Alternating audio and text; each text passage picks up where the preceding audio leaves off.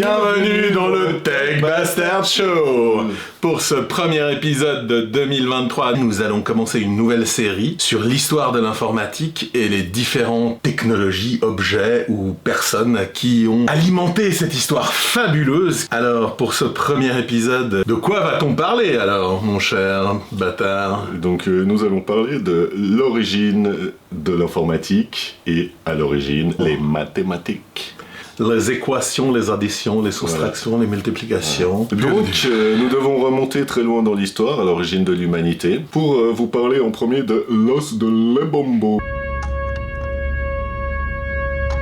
C'est un péroné de babouin qui a été trouvé dans une grotte située vers les monts Lebombo, en Afrique du Sud, vers le Swaziland.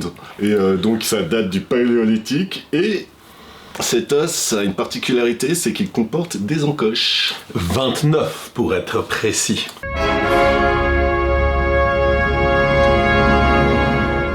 Donc il est daté de 44 200 à 43 000 au carbone 14, donc à partir de maintenant. Et on ne sait pas trop de quoi s'agit-il, quoi. Ce qui signifie. Il pourrait s'agir d'un calendrier lunaire. On pense que c'est un bâton de comptage, mais... on sait pas trop. Il y avait quand même des gens qui étaient au paléolithique.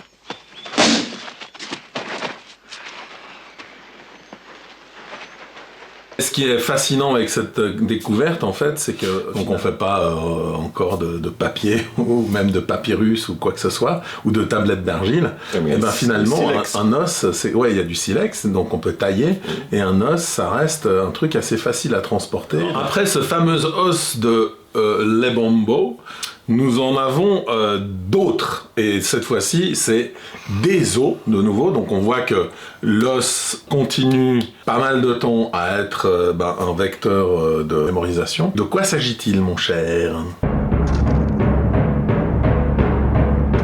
Eh bien, il s'agit des os d'Ishongo. Donc c'est également appelé bâton d'Ishongo. C'est des artefacts archéologiques découverts au Congo cette fois-ci, et datés à peu près de 20 000 ans.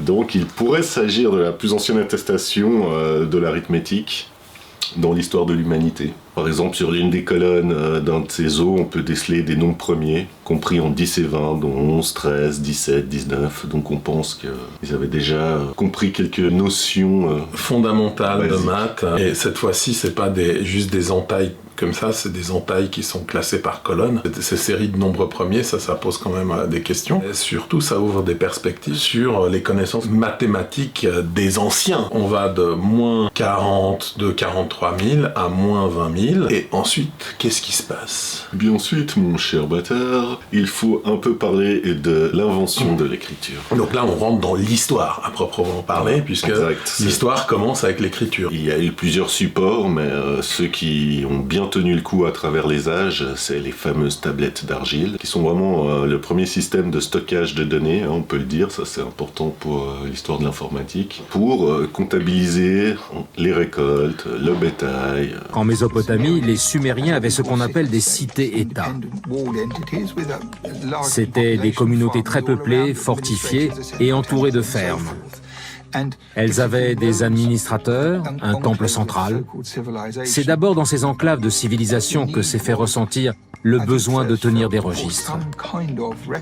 Et bien sûr, c'est quand l'humain a un besoin aigu que son esprit ingénieux le cristallise en une invention.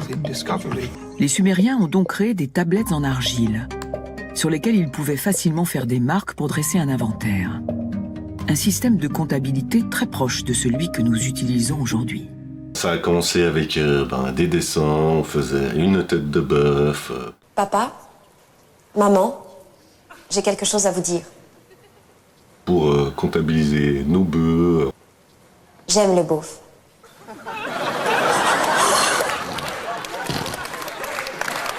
Ces petits dessins, finalement, sont devenus des lettres. Des idéogrammes. C'est des idéogrammes, et petit à petit, on les a simplifiés de plus en plus, jusqu'à ce que ça devienne des lettres, en passant par différentes formes d'alphabet, dont le premier, c'est quand même moins 3500 avec les Mésopotamiens, donc où on voit vraiment passer du pictogramme jusqu'à ce qu'on appelle une écriture cunéiforme. C'était les pointes du stylet de bambou, où en fait ils les appliquaient, puis avec les angles, et ça faisait des petits triangles, puis avec les angles, la répétition, etc., ça faisait des lettres. Notre alphabet est vraiment hérité directement de ça. Par exemple, la tête de taureau dont je vous parlais tout à l'heure, c'est devenu notre A.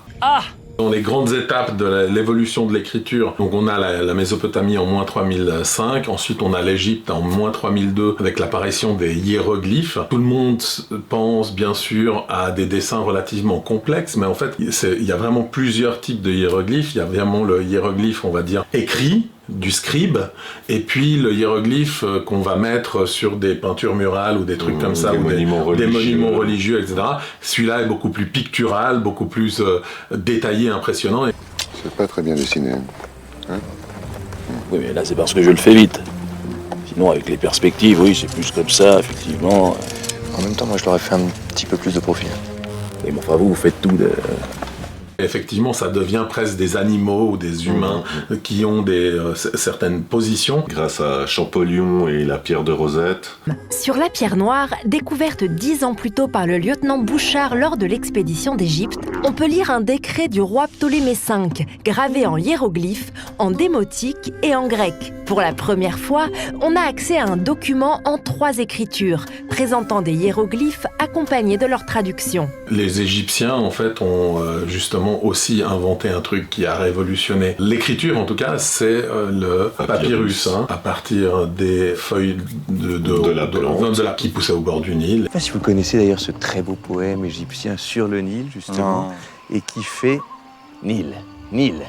Nil. Donc ensuite on remonte un petit peu quelques années, 1200 ans, pour arriver en Crète et en Grèce, en moins 2000 avant Jésus-Christ, et donc là nous avons un autre type d'écriture qui se cristallise. Par exemple sur le disque de Phaïtos qu'on a retrouvé en Crète, avec une écriture qu'on n'a pas pu déchiffrer. C'est mystérieux encore aujourd'hui. À peu près à la même époque, de l'autre côté de l'Atlantique, on a les Mayas. Oh ouais!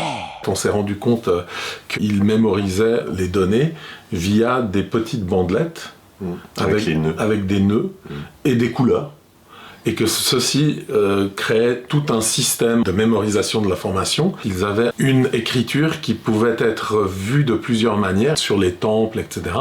Il y a des gravures, et en fait c'est aussi leur écriture. Et cette écriture a ceci d'intéressant qu'en fait elle est tridimensionnelle. Donc ce qui est gravé, on le relit différemment en fonction de l'endroit où se trouve le texte en fait. Donc nos nos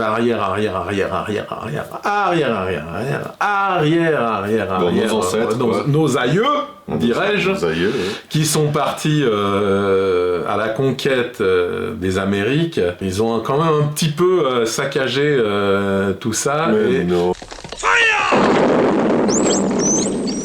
Ich bin der Zorn Gottes. Wer sonst ist mit mir?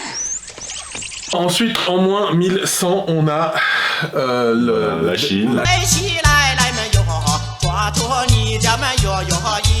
Avec les idéogrammes, système d'écriture que l'on connaît encore aujourd'hui, qui est utilisé dans tout le sud-est asiatique. Alors, pour revenir aux maths, il y a une étape très importante qui a tout changé, on peut le dire, c'est l'invention du zéro. Donc le zéro est un chiffre et un nombre en même temps. Quelle est la différence entre les chiffres et les nombres, cher ami? Un nombre, c'est donc, il y en a 10, c'est 1, 2, 3, 4, 5, 6, 7, 8, 9, et 0. C'est le dernier des nombres à être arrivé. Bon. Et puis en fait, il nous manquait justement quelque chose qui représentait le rien. Le rien. L'absence de nombre, qui est super importante. Alors ça c'est les nombres, et donc les chiffres, c'est quoi un chiffre alors? Un chiffre, c'est une composition de nombres. Et si on commence à avoir un petit peu des notions mathématiques un peu plus poussées, forcément le zéro est absolument indispensable. Et puis il délimite aussi justement le côté obscur de la force. côté le positif plus et le moins, négatif. Exactement. On passe en négatif, à part, c'est comme une frontière. Et d'où vient ce 0 ? Donc il vient d'Inde. Donc c'est l'Inde qui perfectionne la numération décimale avec l'invention des chiffres nagari vers le 5e siècle. Donc c'est un mot indien en fait qui désigne le 0, qui se disait sunya, qui signifiait vide.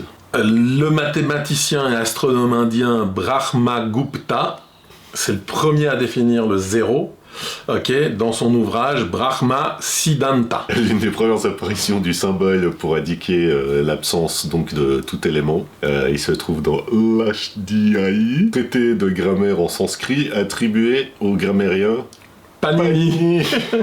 La collection officielle de la Coupe du Monde de la FIFA de Panini. La graphie du 0, c'est un cercle et c'est inspiré de la représentation de la voûte céleste pour signifier l'absence donc le fameux vide, le 0. C'est un mot qui traduit en arabe se dit sifre, qui signifie aussi en arabe vide, qui a ensuite donné en français le mot chiffre. Tout est lié, quoi. Tout est lié. Tout est lié. Le 0 représente les chiffres parce qu'il émancipe les nombres pour qu'ils aillent dans les chiffres. La notion et la notation indienne du 0 sont ensuite empruntées par les mathématiciens arabes qui les transmettent ensuite aux occidentaux en Europe, notamment avec les travaux d'Al-Khwarizmi. Né dans les années 780, probablement à Khiva dans la région de Khwarzm, donc dans l'actuel Ouzbékistan, mort vers 850 à Bagdad. C'est un mathématicien, géographe, astrologue, astronome. Sa vie s'est déroulée en totalité à l'époque de la dynastie abbasside. Qui introduit des notions, et notamment la notion qu'on connaît aujourd'hui sous le nom d'algèbre. Et donc là, on peut raccrocher les wagons, on re-rentre en fait dans les notions d'informatique. Oh oui, tous les morceaux se recollent.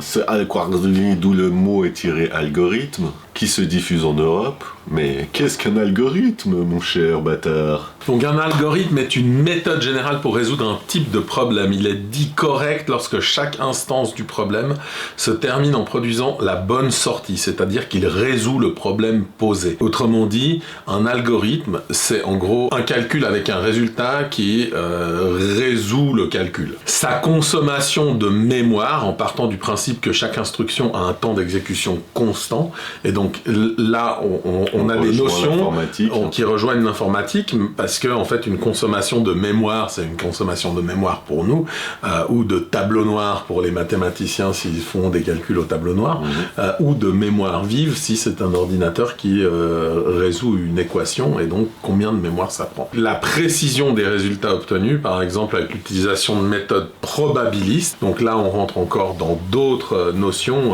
très intéressantes, où justement avec les probabilités, et là si on en met, on va trop loin. De toute façon on les a déjà tous perdus dès le départ, mais c'est pas grave. J'ai rien compris.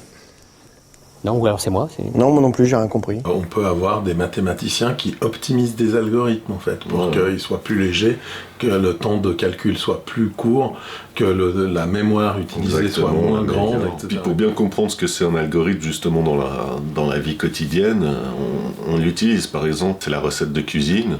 Il nous faut des ingrédients pour faire notre recette, donc ça, c'est vraiment les entrées. Il faut ensuite des étapes, frire, flamber, rissoler, qu'importe. Mélanger, mais ajouter du sucre. C'est les instructions en fait élémentaires. Puis après il y a l'exécution.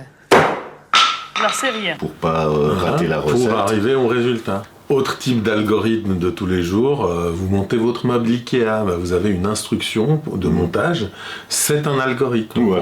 Ça, pas tout le monde est capable. J'ai essayé de fixer la planche B à la planche D avec la vis B5, mais ça marchait pas. Je me suis rendu compte que j'avais confondu la planche B avec la planche H, qui est pareil, mais avec 2 autres trous sur le côté. Je me suis senti triste, j'ai crié.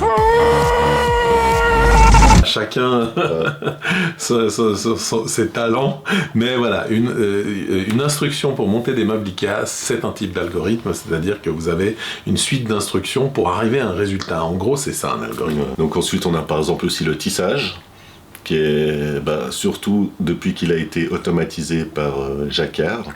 Jean-Marie Jacquard. Donc ça, on en parlera aussi certainement dans un prochain épisode. L'avènement des machines. I'll be back.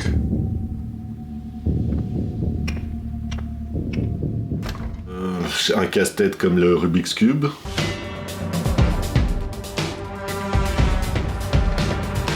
En fait, les gens qui savent vraiment bien faire les Rubik's Cube, en fait, il y a un certain ordre, quelle que soit la position initiale en fait du Rubik's Cube, en fait, si on fait un certain nombre de mouvements répétés, etc., dans un certain ordre, vous arrivez au final toujours à replacer toutes les couleurs au même endroit. Ouais, c'est vrai. Vous voyez que les algorithmes, finalement, tout le monde les utilise et c'est présent dans tous les aspects de nos vies quotidiennement. Depuis les bâtonnets de comptage. L'origine des mathématiques. L'origine des mathématiques avec aussi l'écriture, un petit peu d'écriture. Et puis en fait, les notions d'algèbre et donc d'algorithme. Donc j'espère que vous nous avez suivis jusque-là. Si vous avez suivi jusque-là, vous êtes vraiment un super bâtard.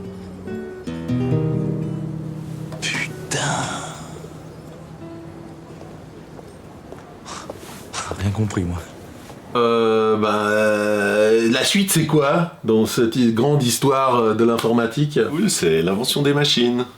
Avec rouage denté, cartes perforées et tout ce qui s'ensuit. Allez, mettez des pouces, des petits... Surtout laissez des commentaires, parce qu'on a essayé de vous vulgariser tout ça, mais... Dites-nous ce que vous en pensez, et surtout partagez. Faut faire plus de nombres, plus de chiffres.